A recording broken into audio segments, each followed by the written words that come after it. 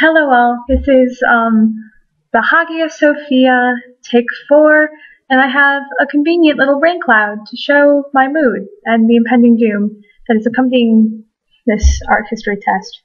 So, Hagia Sophia, that is early Byzantine art, which is of course in the Byzantine section, circa 532 to 537, commissioned by Emperor Justinian, and it's in the city of Istanbul, which is currently in Turkey. So as I said, it was on direct commission by Justinian, and it stood for the Eastern Orthodox area of the Byzantine Empire. It was designed by Isidorus and Anthemius. Wait, let me check that.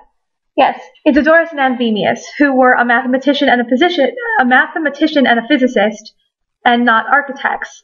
And Justinian chose them instead of architects because he wanted a new, more mathematical perspective when he was building this massive structure.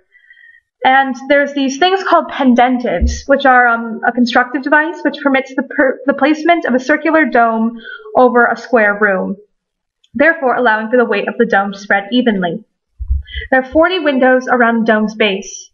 It actually became a mosque later. It was built with brick, which distinguishes the Byzantine Hagia Sophia from Roman buildings, because Roman buildings, I learned this from Smart History, it's Khan Academy, they have lovely videos.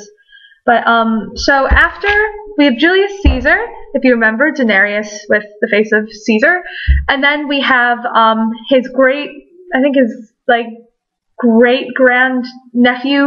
grandnephew Octavian, who became Augustus, who took over. So when Caesar was a dictator, he was then assassinated, and then Augustus started the Roman Empire, which kicked off the 250-year Pax Romana, which was actually glorified by the Arapacis 13 to 9 BCE, I think.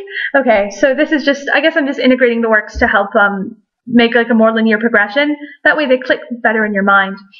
So, he built this Arapacis out of marble.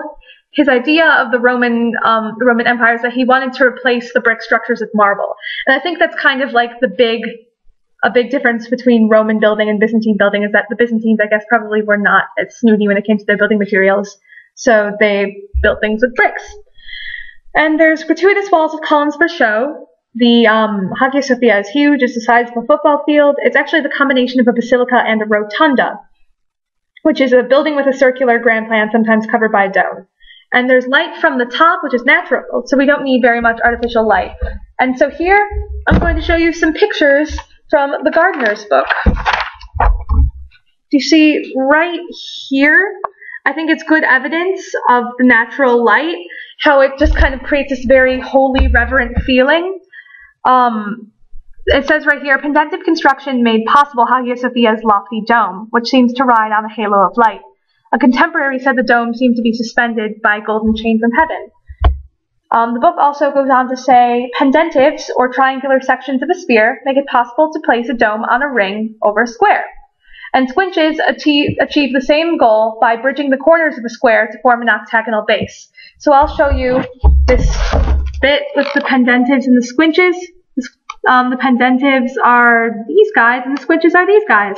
And the gardener's book is actually quite helpful. There's a lot of excess details, though, so you have to be careful, and also it goes against a lot of what Mr. Novotny says sometimes. Actually, only sometimes, and only on minute details, so you'll be fine.